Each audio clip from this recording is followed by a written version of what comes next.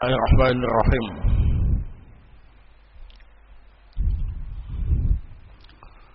Innal hamdalillah nahmaduhu wa nasta'inuhu wa nastaghfiruh wa na'udzu billahi min shururi anfusina wa min sayyiati a'malina. May yahdihillahu fala mudilla lahu wa may yudlil fala hadiya lahu. Asyhadu an la ilaha illallah wahdahu la syarika lah wa asyhadu anna Muhammadan abduhu wa rasuluh sallallahu alaihi wa ala alihi wa sahbihi wa sallama tasliman mazida amma ba'du. Ikhwana fiddin a'azakumullah. Kita lanjutkan kembali kajian Riyadhus Shalihin min kalami Sayyidil Mursalin karya Al-Imam An-Nawawi rahimahullah. Malam ini kita mulai membahas bab yang ke-75, Babul Afwi wal i'radi anil jahilin. Bab memaafkan dan berpaling dari orang-orang bodoh, tidak meladeninya. Nah, dalam bab ini cukup jelas Al-Imam An-Nawawi rahimahullah menginginkan dua perkara yang akan dibahas dalam bab ini. Yang pertama ialah al-afwu, memaafkan. Dan yang kedua al-i'rad anil jahilin, berpaling dari orang-orang bodoh, yakni tidak meladeninya.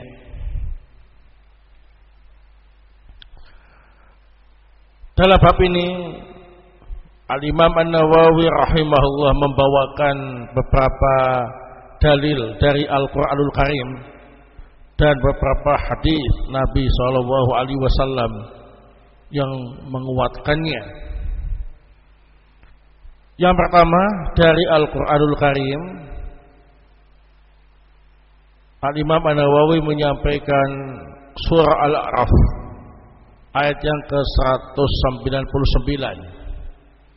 Qala Allah Ta'ala berfirman, khudil afwa, jadilah pemaaf, wa'mur bil urfi, hendaknya engkau mengajak orang berbuat baik, wa'arid anil jahilin, dan hendaknya engkau berpaling dari orang-orang bodoh, tidak meladeninya. Taib, ayat ini cukup jelas menjadi dalil dalam bab ini. Al-afwu, urusan memaafkan dan minta maaf, ini hanya bisa diamalkan, bisa dilakukan oleh orang-orang yang hatinya masih bersih. Mau memaafkan, mau minta maaf, itu hanya untuk orang-orang yang hatinya bersih dari kepentingan-kepentingan, dari ego-ego pribadi. Nah, dan ini merupakan tanda orang itu akhlaknya bagus. Ada orang yang mendoliminya, menjatuhkan harkat dan martabatnya, menjelek-jelekannya baik di depan umum atau di media sosial, mencaci makinya, dan lain sebagainya. Tapi ketika orang-orang yang melakukan tindakan yang tidak terpuji tadi minta maaf, dia mau memaafkan. Ya, nah, demikian pula meminta maaf itu merupakan tindakan yang terpuji juga. Hanya orang-orang yang bersih hatinya yang bisa melakukannya. Bahkan kadang-kadang dia di pihak yang benar, tapi berusaha untuk meminta maaf.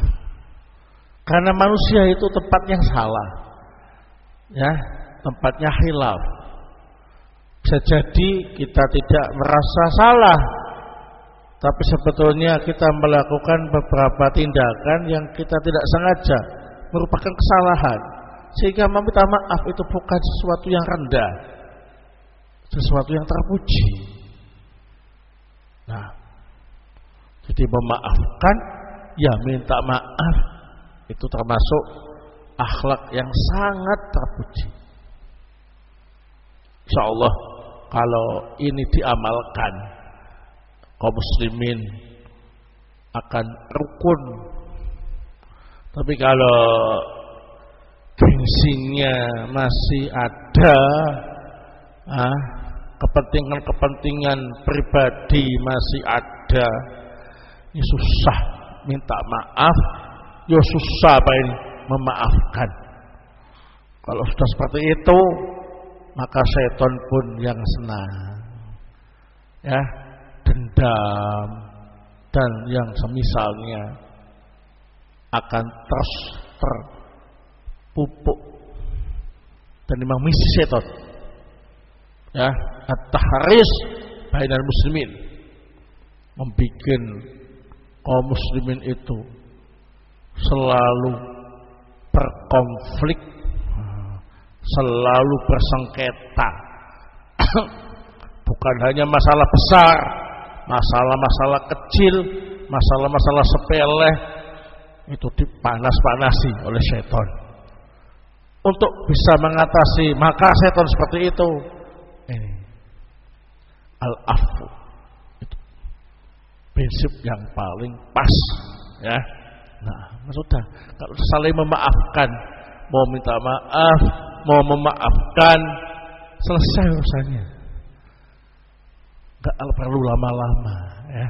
Nah, tapi kalau hal ini tidak dilakukan, maka dendam itu akan terus terpupuk. Ya, setan semakin apa ini? Gembira melihat kaum muslimin dibikin seperti itu, ya. Nah, tidak rukun, selalu konflik, selalu perselisih. Nah, enggak jelas bela siapa, enggak jelas, ya, arahnya kemana. Nah, inginnya itu tengkar terus, konflik terus, ya. Nah, barakallahu. Kalau tanya kamu ngapain, marah-marah sama fulan, ya soalnya dia bela sana, ini bela sini, terus bela apanya? Gitu. Bingung dia. Nah, itu kalau sudah terlanjur tengkar, konflik, sengketa, ya seperti itu, sama-sama panas, ya. Nah, apalagi kalau lisannya itu kotor, lisannya itu tajam, tangannya juga tulisannya tajam, wah ini tambah rame. Nah, kuncinya satu, kalau mau selesai, al-afwu, minta maaf, berarti mengakui kesalahan, baik yang disadari atau tidak, ini mau memaafkan, mau lapang dada, insyaallah selesai urusannya. Khudil afwa. Kemudian wa'mur bil urfi, selalu mengajak kepada kebaikan. Ini cirinya orang yang akhlaknya baik, itu menyejukkan, mendamaikan, menenangkan, mengarahkan yang baik. Sebaliknya, kalau orang itu akhlaknya jelek, wah itu dimanapun dia berada, suka memprovokasi, manas-manasi, bikin gaduh, bikin rame, mancing-mancing, nah itu lain-lain. Nah, suka ngarahkan kepada apa ini? Kejelekan, terutama persengketaan. Nah, itu manas-manasi, ya. Nah, barakallahu wa'mur bil urfi wa'arid 'anil jahilin. Yang ketiga, ya, berpaling dari orang-orang bodoh, yakni tidak meladeni tindakan orang-orang bodoh.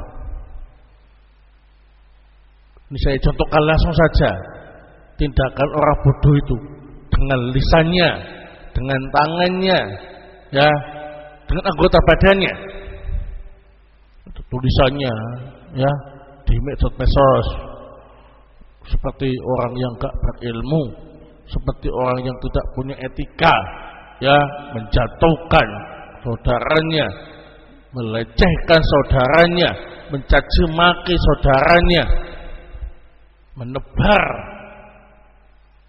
qil wa qal yang gak jelas. Nah, kalau ada orang seperti ini, jangan kemudian kita ladeni. Kalau diladeni, dia dapat panggung untuk apa ini? Semakin kreatif, ya, menulis sesuatu yang baru, ya. Nah, itu menghabiskan kuota, ya. Nah, nggak usah diladeni, ya. Nah, dah tinggal saja, biar ngomong sendiri, ya. Nah, nggak usah diladeni. Wa'arid 'anil jahil.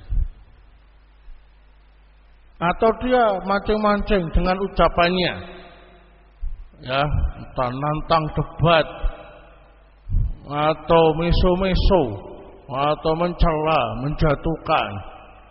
Nah, kita gak usah ngeladeni.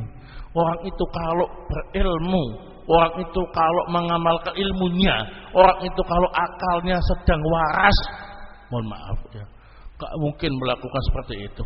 Nah, itu hanya dilakukan oleh orang yang gak berilmu, atau orang yang gak mengamalkan ilmunya, atau akalnya sedang sakit. Nah, panas, ya, panas, ya. Tambah lagi utangnya banyak, panas. Nah, tambah lagi banyak masalah, panas, ya. Tambah lagi ada konflik dengan istrinya, wah, tambah panas. Nah, itu ngomel-ngomel sendiri, dikit-dikit ngamuk, mencaci maki. Wah, gak usah dilayani orang kayak gitu. Biasa dia ngomong sepuasnya sama tembok, ya. Kalau saya capek nanti kan berarti sendiri. Nah, kita ladeni, oh tambah dikasih amunisi sama seton. Ayo terus gitu. Tambah seneng, tambah tampil. Nah, itulah pentingnya wa'arid 'anil jahil. Karena orang-orang yang berilmu ngomongnya itu berkualitas, ya, tulisannya berkualitas, ilmiah, bijaksana, bertata krama, beretika. Sementara orang bodoh ngomongnya, nah itu gak ilmiah, tulisannya penuh emosi dan amarah, itu gak ada etika, gak tahu sopan santun, gak hikmah. Itu mudah dibaca, mudah dilihat. Nah, kalau ada seperti itu, wa'arid 'anil jahil, gak usah diurus orang itu, gak usah diladeni. Insyaallah dia akan capek-capek sendiri. Baik. Ini prinsip, ya, dalam bermuamalah. al-afw, al-amru bil urfi, al-i'rad anil jahili. Dalil yang kedua, Al-Imam An-Nawawi rahimahullah membawakan Al-Quran surah Al-Hujurat ayat yang ke-85. Wa qala ta'ala fasfahis safhal jamil. Fasfahis safhal jamil itu maknanya ialah amilhum muamalatal halim al-musamih. Hendaknya engkau bermuamalah dengan sesama dengan muamalah orang yang santun, kalem. Ya, na'am. Dan mudah toleran. Barakallahu. Fasfah as-safhal jamil. Ini bermuamalah secara santun, kalem, itu gak kasar, gak brutal, ya, kalem. Menghadapi orang itu kalem, tenang saja,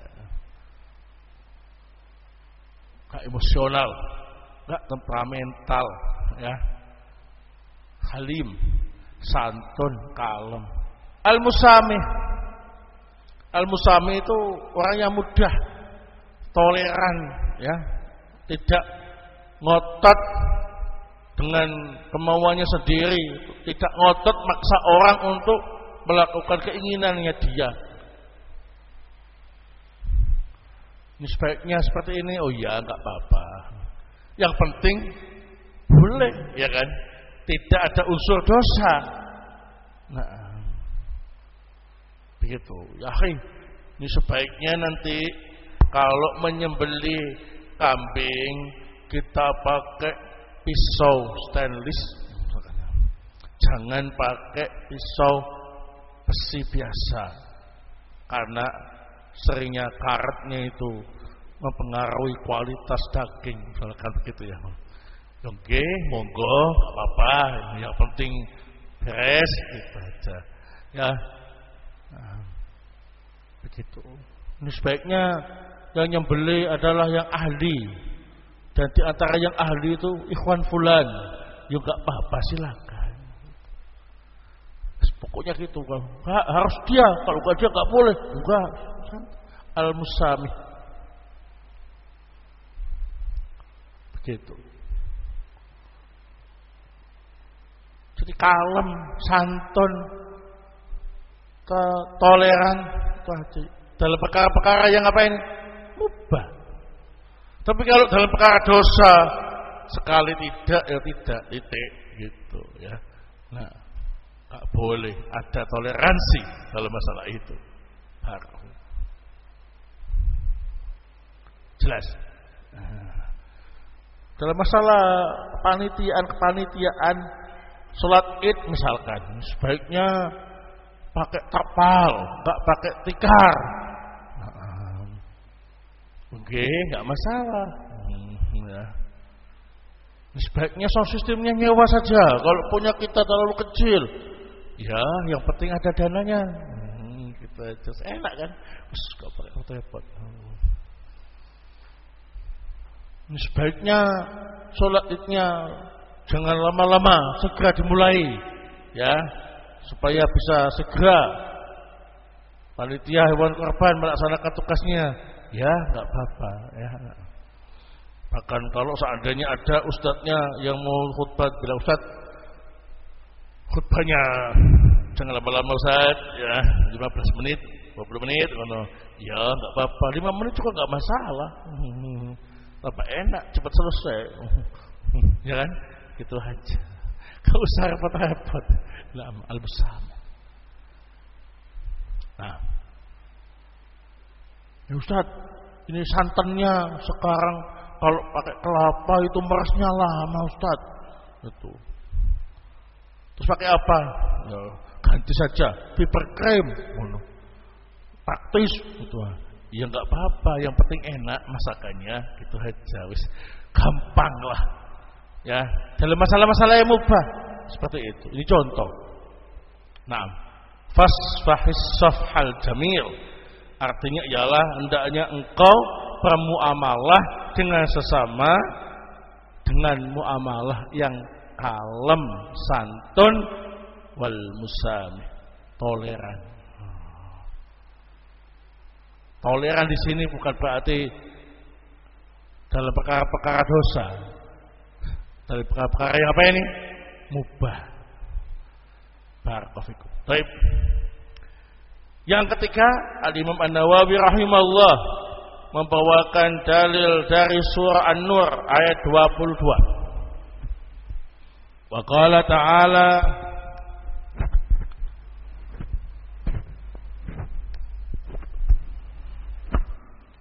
wal ya'fu wal yasfahu ala tuhibbuna ayaghfirallahu lakum. Maafkanlah, muamalah secara santun dan mudah. Tidakkah kalian senang Allah mengampuni kalian? Barakallahu. Masyaallah, ini ayat sangat bagus. Hamba banyak salah, banyak dosa, ya kan? Nah, kalau tobat minta ampun kepada Allah, apakah Allah mengampuni? Mengampuni. Allah juga senang kalau ada hambanya itu tobat. Allah juga senang mengampuni, ya. Begitulah kalian. Kalau ada orang-orang yang banyak salahnya sama kalian, banyak mendolimi kalian, banyak merugikan kalian dalam masalah pribadi, ketika datang minta maaf, maafkan, gitu ya. Kalian juga kalau dosanya banyak menghadap Allah minta ampun, pengennya diampuni kok ya. Nah, seneng kan? Nah, begitu. Demikianlah. Kalau kita sendiri secara pribadi banyak salah, kalau minta maaf pengen dimaafkan ya. Maka kalau ada orang yang banyak salah sama kita, menghadap ke kita minta maaf, ya pengennya kita maafkan, ya maafkanlah. Nah, tidakkah kalian senang Allah mengampuni kalian? Nah, di sini khonabudina azakumullah, di antara faidah saling memaafkan ialah mendapatkan pengampunan dari Allah Subhanahu wa taala dan dicintai oleh Allah Subhanahu wa taala. Jangan mengedepankan apa ini? Ego masing-masing. Termasuk dalam muamalah rumah tangga, baik suami istri. Nah, ini penting. Sangat bagus untuk bisa menjaga keharmonisan rumah tangga. Prinsip memaafkan dan minta maaf ya. Begitu. Suami minta maaf sama istri, maafkan aku ya, aku bukan suami yang baik, bukan suami yang ideal, banyak kekurangan ya. Nah, tapi aku berusaha untuk bisa menjadi suami yang baik. Gitu.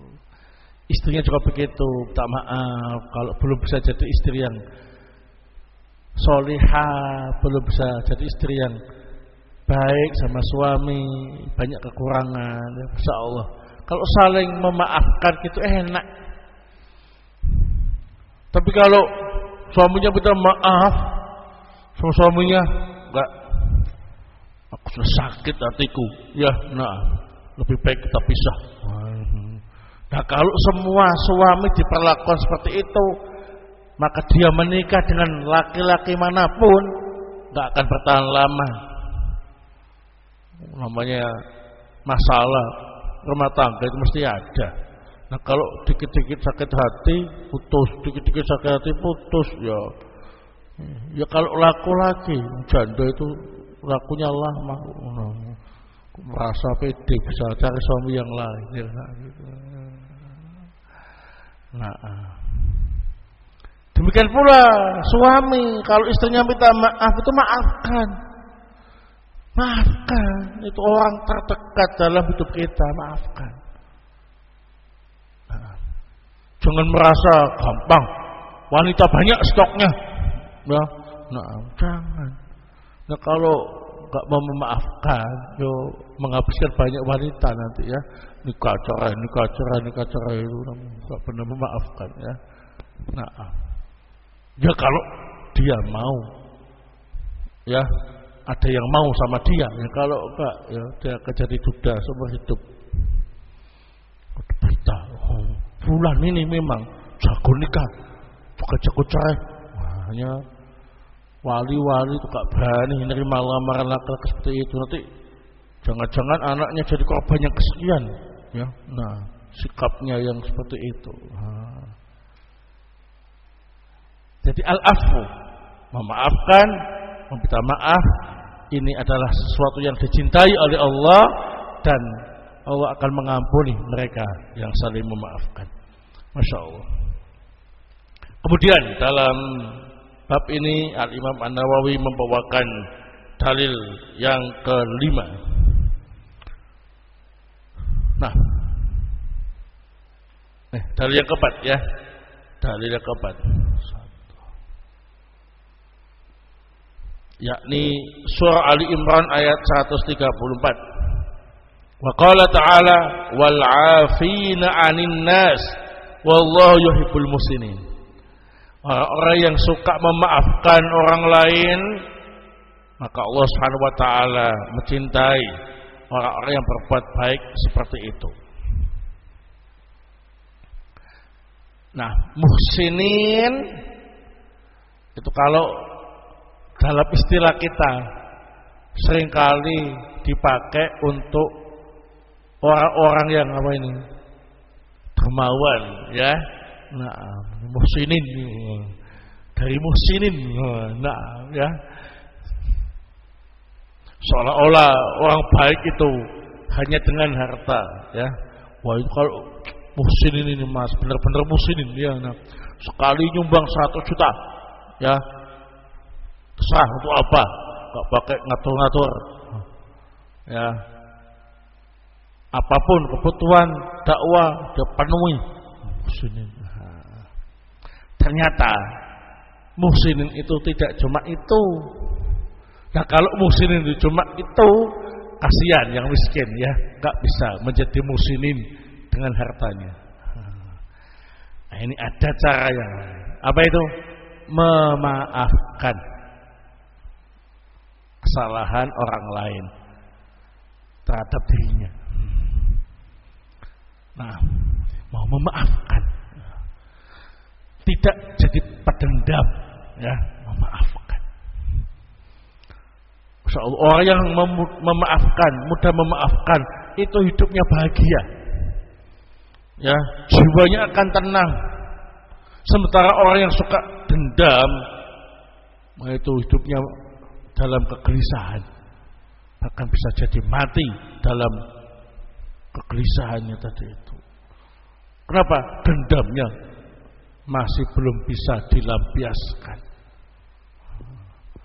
Jadi orang itu kalau nggak mau memaafkan, kemudian jadi pendendam, nah itu selama dendamnya tidak bisa dilampiaskan, dia akan merana seumur hidup. Jiwanya tidak akan tenang selamanya. Dia sendiri yang bilang, ya, sebelum aku bisa membalas dendamku ini, hati ini tidak akan tenang.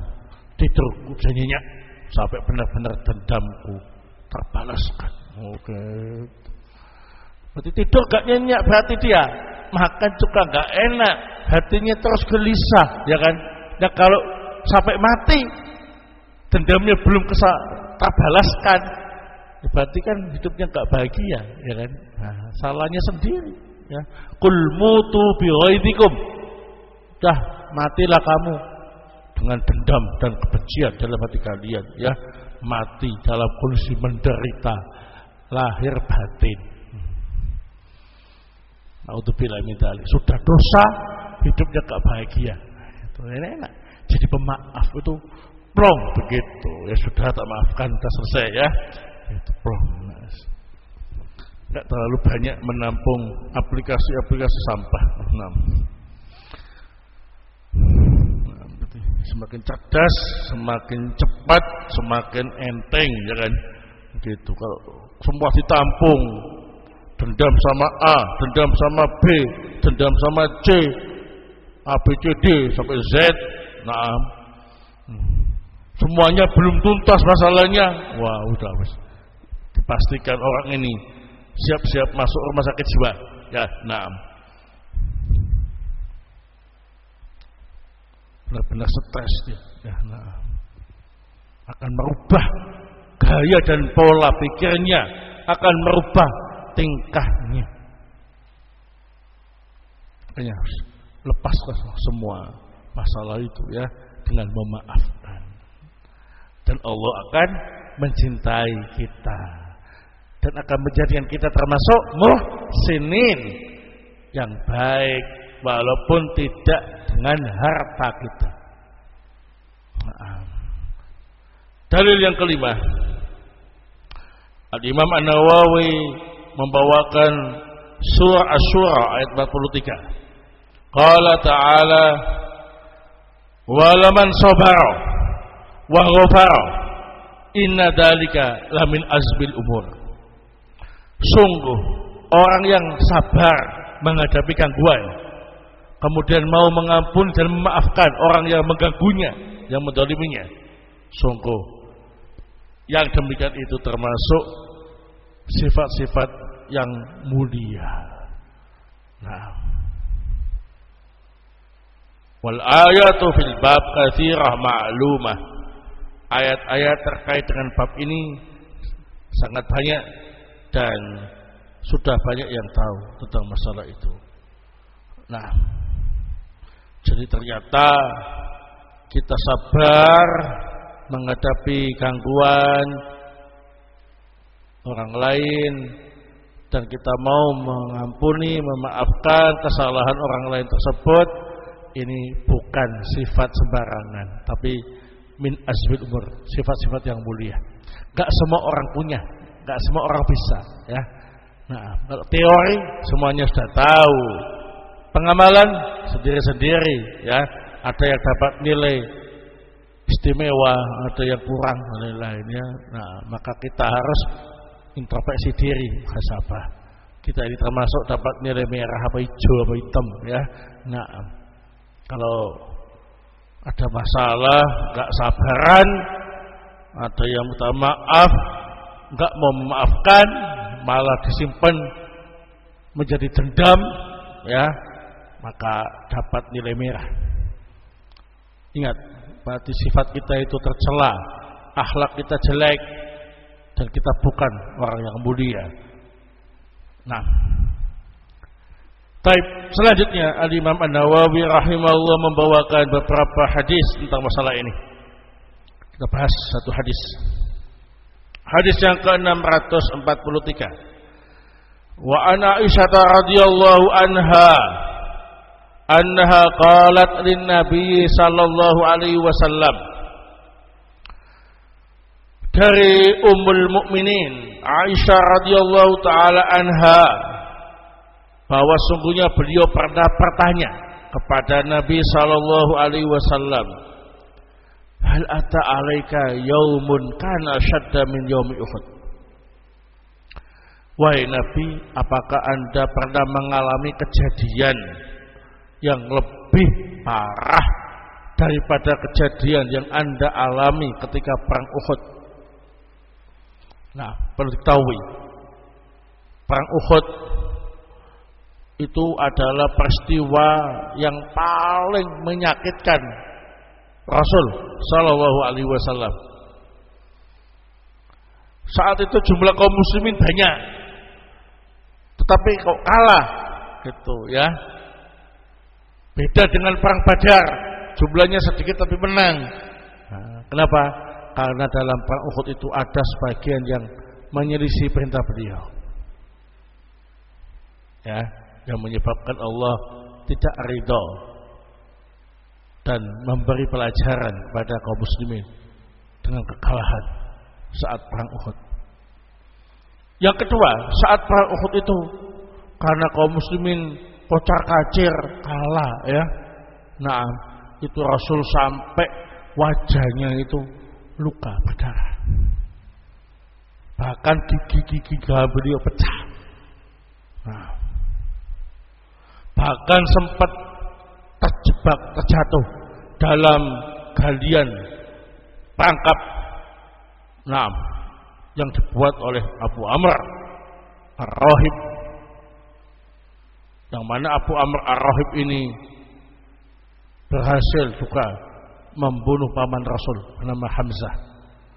Bahkan tubuhnya dicincang-cincang sama Abu Amr Ar-Rahib ini.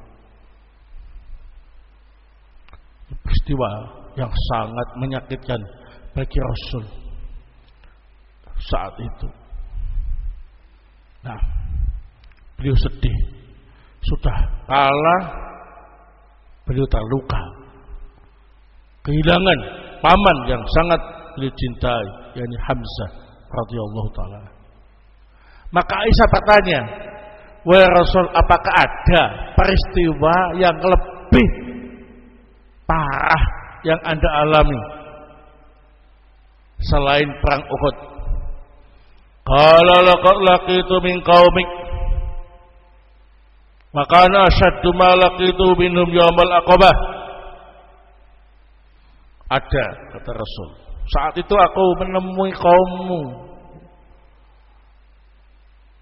dan aku anggap peristiwa yang paling menyakitkan, yang paling berat ialah peristiwa pada hari Aqabah. Id aradtu nafsi ala ibni abdi Yalid ibni abdi Gulal. Ketika itu aku menemui ibnu abdi Yalid ibnu abdi Gulal untuk aku ajak masuk Islam. Falam yujibni ila ma aradtu. Mereka menolak ajakanku. Fantolaktu wa ana mahmumun ala wajhi. Aku pun pergi meninggalkan kaum itu dalam keadaan kesedihan nampak di wajahku. Falam astafiq illa ana biqarni sa'alib. Aku pun tidak sadar ternyata sudah sampai tiba di daerah Qarnus Sa'alib. Qarnus Sa'alib ini adalah mikotnya ahli Najd, ya, mikot makani jamaah haji ahli Najd. Jaraknya antara Qarnus Sa'alib dengan Makkah sehari semalam jalan kaki. Nah, farafa'tu ra'si. Saat itu aku mengangkat kepalaku, faida ada bisahabatin qad adallatni. Ternyata ada awan yang menaungiku. Fa nadartu faida fiha Jibril alaihissalam. Aku lihat di awan itu ternyata ada malaikat Jibril alaihissalam. Fanadani, malaikat Jibril memanggil aku. Faqal, beliau berkata, "Innallaha ta'ala qad sami'a qawla qaumik laka wa maradtu 'alaik." Sesungguhnya Allah Ta'ala telah mendengar ucapan kaummu yang menyakitkan hatimu dan penolakan mereka terhadap dakwahmu. Wa qad ba'atha ilaika malakal jibal lita'murahu bima syi'ta fihim. Sungguh Allah Ta'ala mengutus untukmu malaikat gunung, malakul jibal, siap untuk melaksanakan perintah yang engkau sampaikan sesukamu. Fanadani malakul jibal, maka malaikat gunung memanggil aku. Fasallama alayya, menyampaikan salam kepadaku. Tsumma qala, kemudian malaikat gunung berkata, "Ya Muhammad, wahai Muhammad, innallaha qad sami'a qawla qaumika lak wa ana malakul jibal." wa qad ba'athani rabbi ilaika lita'murani bi amrik fama syi'ta. Wahai Muhammad, sesungguhnya Allah telah mendengar ucapan kaummu yang menyakitkan hatimu. Saya adalah malaikat gunung. Saya diutus oleh Rabbku untuk engkau perintah dengan perintah sesukamu. In syi'ta atau in syi'ta atbaqtu alaihimul ahsabain. Kalau kamu mau, aku timpakan dua gunung, ya, al-ahsabain, dua gunung yang ada di sekitar Makkah, untuk ditimpakan di atas kaum yang menyakitkan hatimu. Faqala Nabi sallallahu alaihi wasallam, bal arju ayuhrijallahu min aslabihim ma ya'budullaha wahdah la yusyriku bihi syai'a. Enggak usah, karena saya berharap Allah akan memunculkan dari keturunan mereka ini keturunan-keturunan yang mau beribadah kepada Allah saja dan tidak berbuat syirik kepada Allah sedikit pun. Muttafaqun alaih. Aksaban al-jabalan al-mukhitani bi Makkah, al-aksab wal jabalul ghalid. Al-aksaban itu dua gunung yang mengelilingi kota Makkah. Al-aksab sendiri secara bahasa artinya gunung yang sangat keras. Nah, jadi di sini ikhwan fillah azakumullah, kalau saat perang Uhud Rasulullah mengalami kekalahan bersama para sahabat sampai luka-luka, itu dianggap gak seberapa sama Rasul. Kenapa? Resiko perang, ya kan? Nah, kalau perang itu siap menang, siap kalah, siap terluka, ya kan? Tapi lukanya hanya luka fisik. Tapi ternyata ada peristiwa yang dianggap Rasul lebih berat daripada peristiwa Uhud, yakni ketika Rasul mendatangi kaumnya, ngajak-ngajak mereka untuk masuk Islam, ternyata malah dicaci maki, direndahkan, dihinakan, bahkan beliau sampai dilempari batu sampai berdarah, diusir, ditolak mentah-mentah, gak ada satupun yang menerima dakwah beliau saat itu. Sedih diperlakukan kaumnya seperti itu, sedih. Nah, ini dianggap peristiwa yang lebih berat di dalam kehidupan Rasul daripada peristiwa apa ini? Perang Uhud. Biasa perang, kalah ya menang ya kalah, terluka ya biasa, ya kan. Kalau yang ini itu benar-benar tersayat-sayat jiwanya Rasul, ya. Nah, asalnya mereka itu baik sama Rasul, asalnya mereka itu hormat kepada Rasul sebelum diangkat sebagai Nabi dan Rasul. Giliran didatangi, didakwai, ternyata perlakuannya Masya Allah menyakitkan hati Rasul. Perlakuannya sangat kejam kepada Rasul, ya. Oleh sebab itulah Allah Ta'ala memerintahkan malaikat Jibril untuk mengerahkan malaikat gunung mendatangi Nabi, siap menjalankan perintah Nabi untuk memberi pelajaran kepada kaumnya yang menyakitkan hati beliau. Ya, kalau perlu dua gunung yang mengelilingi Makkah ditimpakan ke mereka, biar habis, ya, biar puas, ya. Nah, dendam terbalaskan, ya kan. Nah, tapi apa kata Rasul? Bal arju ayyuhrijallahu min aslabihim ma ya'budullaha wahda la yusyriku bihi syai'a.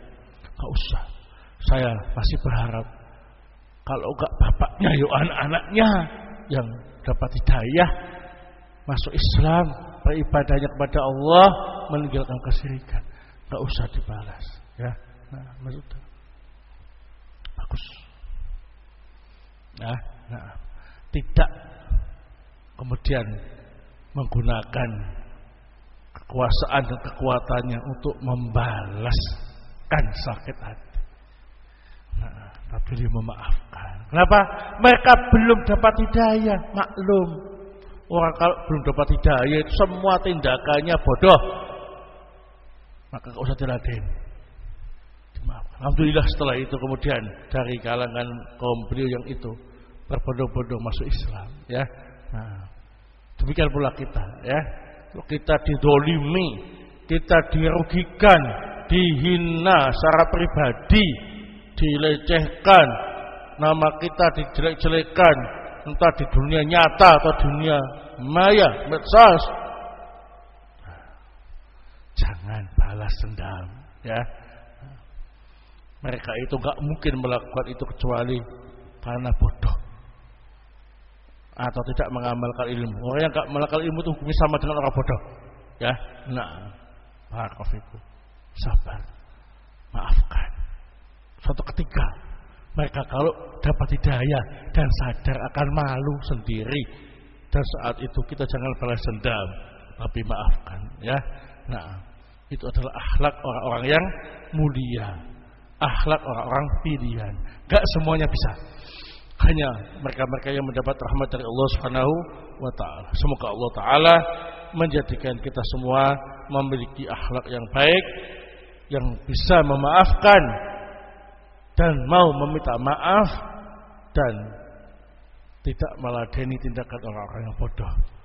Mendoakan kebaikan untuk mereka supaya dapat hidayah oleh Allah Subhanahu wa taala. Wallahu taala al-bisawab. Ini yang bisa saya sampaikan, semoga bermanfaat.